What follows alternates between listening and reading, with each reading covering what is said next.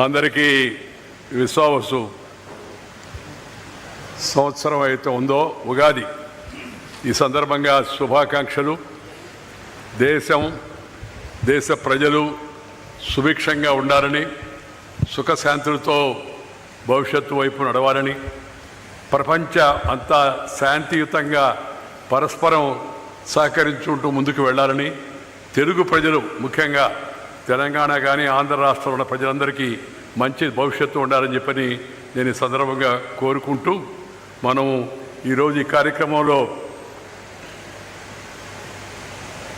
ముందు ముఖ్యమంత్రి లేకపోతే నేనా ఎవరు మాట్లాడితే బాగుంటుందని కాసేపు చర్చించుకున్న తర్వాత ముఖ్యమంత్రే కదా ముఖ్య అతిథి, అందువల్ల మీరు ఆఖరిలో మాట్లాడినని ముఖ్యమంత్రికి చెప్పాను నేను. ఆయనేమో లేదు మీరు మాట్లాడని అన్నాడు. సరే, ఏదేమైనా సరే నేను 2 మాటలు చెప్తాను. మనం ప్రధానంగా ఇవాళ స్వర్ణ భారత్ ట్రస్ట్ యొక్క ఈ ఉగాది ఉత్సవానికి ముఖ్య అతిథిగా మన రాష్ట్ర ముఖ్యమంత్రి శ్రీ చంద్రబాబు నాయుడు గారిని పిలుచుకున్నాం కాబట్టి వారికి ఆ గౌరవం అలాగే ఇచ్చి మనం ముగింపు ఉపన్యాసం వారి ద్వారా వింటాం.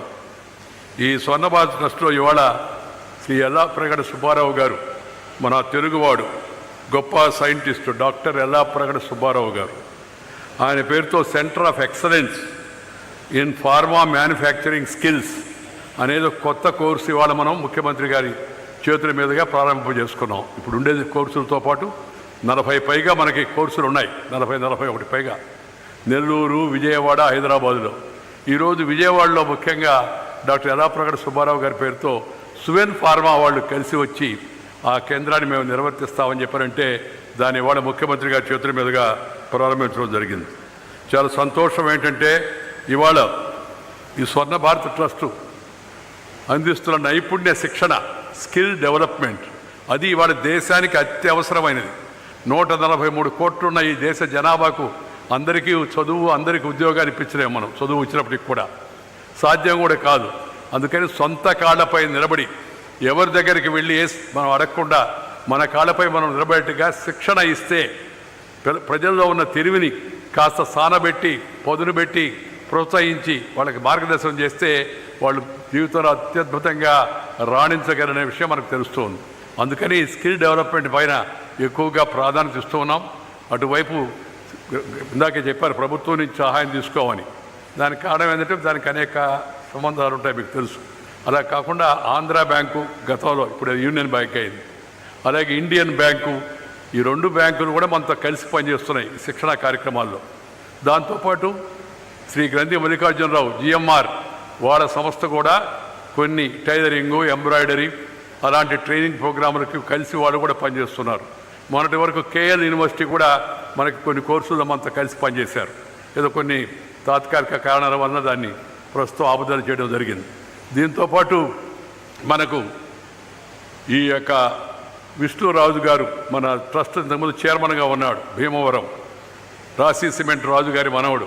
ఆయన ఇక్కడ డెంటల్ హాస్పిటల్ నిర్వహిస్తూ ఉన్నాడు వాళ్ళ యొక్క కుటుంబ సహకారంతో. అదేవిధంగా మన కామినేని హాస్పిటల్ వాళ్ళు సాధారణ వైద్యానికి వాళ్ళు సహకారం అందిస్తున్నారు. LV ప్రసాద్ వాళ్ళు నేత్ర చికిత్సలకు అవుతున్నాయో LV ప్రసాద్ హాస్పిటల్ మనకి సహాయం చేస్తుంది. ఇది కాకుండా ఎప్పటికప్పుడు ప్రతి నెల మనం మెడికల్ ఇక్కడ క్యాంప్స్ పెడుతూ ఉంటే గ్రామీణ ప్రజలకు క్యాంపు పెట్టి ప్రముఖ డాక్టర్ని పిలిపించి వాళ్ళకి పరీక్షలు చేయించి వాళ్ళకి కావాల్సిన యొక్క వైద్యాన్ని సిఫార్సు చేయించి వాళ్ళకి భోజనం పెట్టి వాళ్ళకి కావాల్సిన 15 రోజుల పాటు మందులు కూడా ఉచితంగా ఇచ్చి వాళ్ళతో వచ్చిన సహాయకులకు కూడా భోజనం పెట్టి మనం పంపిస్తాం. అది సాగుతున్న కార్యక్రమం.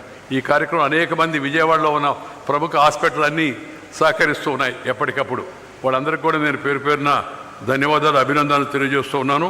ఈ 3 చాప్టర్లు మంచిగా ఇంకా భవిష్యత్తులో కూడా నా తర్వాత కూడా నడవాలని నా కోరిక. ఎందుకు నాకు ఇప్పుడు 75 సంవత్సరాలు వచ్చాయి, 75 సంవత్సరాలు పూర్తి కాబోతున్నాయి. 70 సంవత్సరాలు అంటే పెద్ద వయసు, మనందరికీ తెలుసు.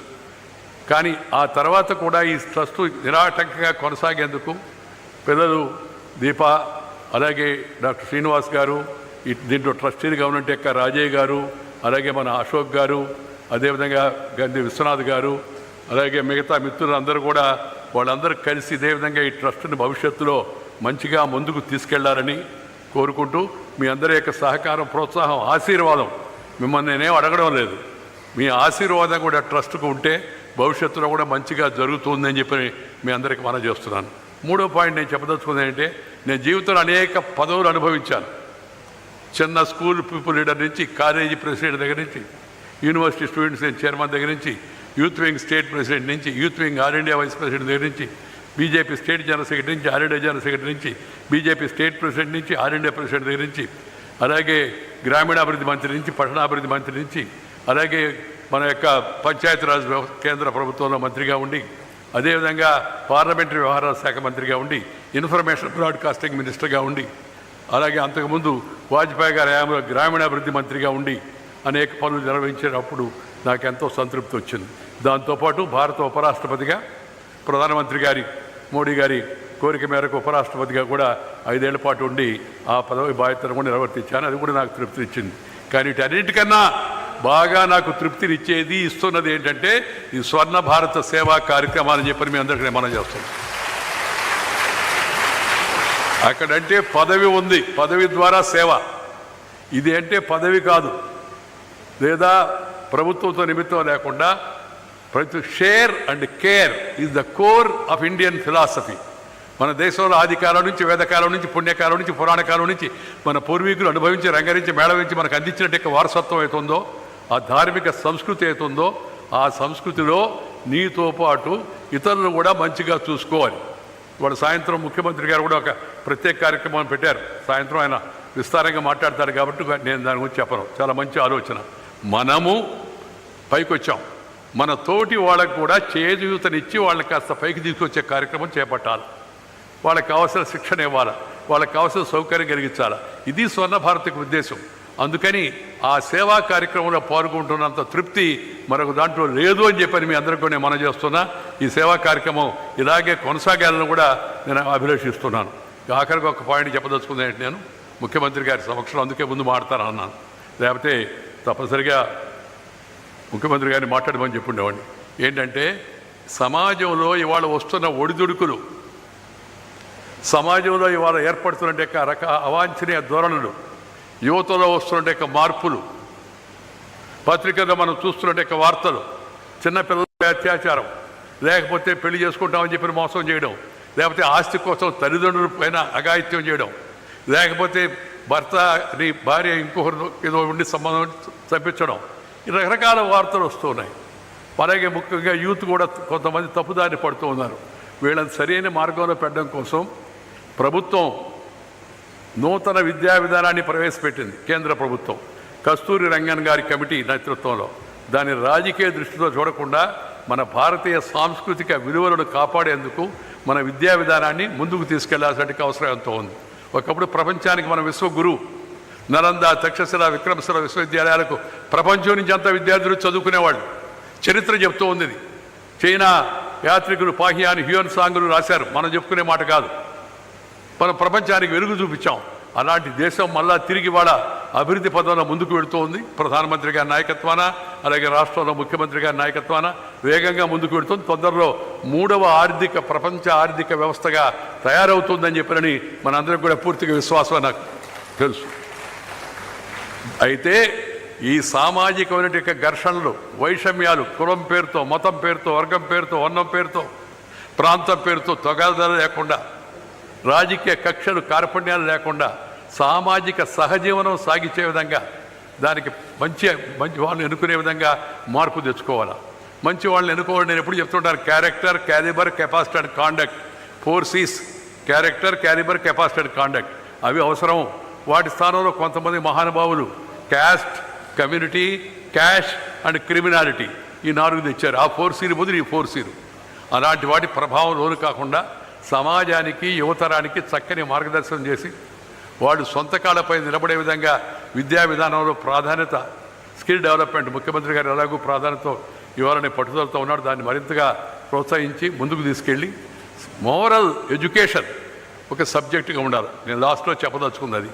నేను చదువుకున్నప్పుడు, చిన్నప్పుడు ఈ మాత్రం సంస్కారం అబ్బిందంటే, ఒకటి మా అమ్మమ్మ, మా తాతయ్య నాకు ఇచ్చినట్టే పరిజ్ఞానం, విజ్ఞానం.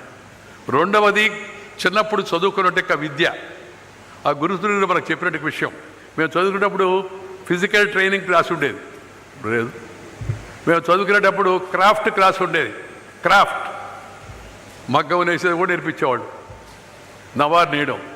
మేము చదువుకునేటప్పుడు గార్డెనింగ్ క్లాస్ ఉండేది, గార్డెనింగ్ అంటే చెట్లు పెంచడం, దాని చెట్లు కాపాడుకోవడం క్లాస్ ఉండేది. మేము చదువుకున్నప్పుడు అన్నిటికైనా ముఖ్యంగా మోరల్ సైన్స్ క్లాస్ ఉండేది. ఇప్పుడు మోరల్ సైన్స్ క్లాస్ తీసేశారు. మళ్ళా తిరిగి మన విద్యా వ్యవస్థలో నేను ఇందాక పేర్కొన్న వాటి అన్నిటినీ తప్పనిసరిగా అంశాలుగా చేసి మన యువతరాన్ని సరైన దారిలో తీసుకొచ్చి తద్వారా దేశం కేవలం ఆర్థిక అభివృద్ధి చెందడమే కాదు, ఒక విలువలతో కూడుకునే దేశంగా మళ్ళీ తిరిగి భారతదేశం రావాలంటే దానికి అన్ని రాష్ట్రాలు, అన్ని ప్రభుత్వాలు తమ వంతు కృషి చేయాల్సి ఉంది. ముఖ్యమంత్రి శ్రీ చంద్రబాబు నాయుడు గారు చాలా పట్టుదల కలిగిన మనిషి, మంచి మంచి ఆలోచనలు కలిగిన మనిషి. వాటిని అమలు చేయడం కోసం కావాల్సిన చిత్తశుద్ధి కూడా ఆయనకు ఉంది, కార్యదక్షత కూడా ఉంది. ఆ విధంగా ఇవాళ వచ్చినటువంటి అవకాశాన్ని మంచిగా ఉపయోగించి నైతిక విలువలు, రుజువర్తన ప్రమాణాలు సమాజంలో పెరిగేదానికోసం ముందు విద్యా విధానంలో మార్పులు తీసుకురావాలని చెప్పని, దాంతోపాటు మన రాష్ట్రం అన్ని ప్రాంతాలను సమదృష్టితో అభివృద్ధి పదంలో ముందుకు నడిపేదానికోసం ప్రభుత్వం కృతనిశ్చయంతో ఉందని చెప్తున్నారు. ఆ ప్రయత్నం సఫలం కావాలని, మంచిగా వచ్చి ఆంధ్రలో పెట్టుబడి పెట్టేదానికి అందరూ ముందుకు రావాలని, తద్వారా ఆంధ్రప్రదేశ్ మరింత శక్తివంతమైన రాష్ట్రంగా తయారు చేయాలని, మన అమరావతి ఏదైతే మనందరి కళ అవుతుందో ఆ అమరావతి కోసం ఆ రైతులు సాగించిన పోరాటం నిజంగా వాళ్ళకి మనం చేతులెత్తి నమస్కరించాల్సిన అవసరం అంతా కూడా ఉంది. అమరావతి రైతులు ఎవరూ సహాయం లేనప్పుడు, ఏమి చేయనప్పుడు వాళ్ళు ఎంతో ధైర్యంతో, మక్కువని దీక్షతో, ఆ మహిళలు ముఖ్యంగా వాళ్ళు ఎంతో పోరాడారు. ఆఖరికి ఇప్పుడు ఆ కళ అది నిజమవుతుంది. నేను ఎందుకు ఆ విషయం ప్రస్తావిస్తున్నానంటే, గతంలో ప్రభుత్వంలో ఉన్నప్పుడు, కేంద్రంలో నేను మంత్రిగా ఉన్నప్పుడు, చంద్రబాబు నాయుడు గారు ముఖ్యమంత్రిగా ఉన్నప్పుడు అనేక అభివృద్ధి కార్యక్రమాలు ఆ చట్టంలో పెట్టినవి, ఆ చట్టంలో పెట్టనివి, ఆ చట్టంలో పెట్టించాల్సినవి, వాటి గురించి మేము ఇద్దరం నిత్యం చర్చించుకుని ఆ విధంగా మొదట చంద్రబాబు నాయుడు గారు విభజనకు అసలు అంగీకారంగా కూడా లేడు. ఆ తర్వాత మరి అందరం కూడా చెప్పాం. తర్వాత ప్రత్యేక మన రాష్ట్రానికి ప్రత్యేకమైన నిధులు ఇవ్వాలి, ఆర్థిక సంఘ సిఫారసుల ప్రకారం ప్రత్యేక రాష్ట్ర హోదా వచ్చే అవకాశం లేదు కాబట్టి ప్రత్యేక నిధులు ఇవ్వాలనే ఉద్దేశంతో అనేక విద్యా సంస్థలు మనం శ్రీకాకుళం నుంచి అనంతపురం వరకు అనేక విద్యా సంస్థలు త్వరితగతిన తెచ్చుకున్నాం. నేను తీసుకున్న చొరవ ఒకటైతే దానికి ముఖ్యమంత్రి చంద్రబాబు నాయుడు గారు అందించినట్టు సహకారం అవుతుందో, ఈ రెండు కలవబట్టే మనకు అనేక సంస్థలు ఆంధ్రప్రదేశ్లో వచ్చాయి. అప్పుడు ఎంతో ఆలోచించి ఈ కొత్తగా రాజధాని ఎక్కడో దూర ప్రదేశంలో పెడితే అది అభివృద్ధి చెందదు వెంటనే, అందుకని గుంటూరు విజయవాడ మధ్య అయితే బాగుంటుందనే ఆలోచనతో ఈ అమరావతికి ఆ రోజు ప్రధానమంత్రి నరేంద్ర మోడీ గారిని తీసుకొచ్చి శంకుస్థాపన చేయించడం జరిగింది. నేను అధికారంలో ఉండగానే దానికి మొదటగా 1500 కోట్లు అప్పటికప్పుడు అర్జెంటుగా మంజూరు చేయించి నాగపూర్కి మనుషులను పంపించి ట్రెజరీ నుంచి అక్కడి నుంచి ఉత్తర్వులు తెప్పించి ఇక్కడ ఇవ్వడం జరిగింది. దానికి రెడీగా మన దగ్గర డీటెయిల్డ్ ప్రాజెక్ట్ రిపోర్ట్ లేదు కాబట్టి రిపోర్ట్ రెడీగా ఉన్న గుంటూరు, విజయవాడ ఈ నగరాలకు రెడీగా ఉన్న ప్రాజెక్ట్ రిపోర్ట్ ప్రకారం నిధులు వాళ్ళకి విడుదల చేయడం జరిగింది. అది అంటే ఇది కూడా అమరావతిలో ఒక భాగం కాబట్టి రాబోయే రోజుల్లో ముఖ్యమంత్రి గారు నిర్ణీత కాల పరిమితిలో తను పెట్టుకున్న లక్ష్యాన్ని పూర్తి చేయడం కోసం అన్ని చర్యలు తీసుకోవాలని, కేంద్రం యొక్క సహకారం కూడా వారికి అందించాలని చెప్పని, ఈ అమరావతి నగరం మన పట్టణం, అమరావతి రాజధాని దేశంలో ప్రఖ్యాతిగాంచే విధంగా దాన్ని తయారు చేసుకునేందుకు మన అందరం ప్రభుత్వాన్ని సహకరించాలని చెప్పని కోరుతూ మీ దగ్గర సెలవు తీసుకునే నమస్కారం. జై హింద్.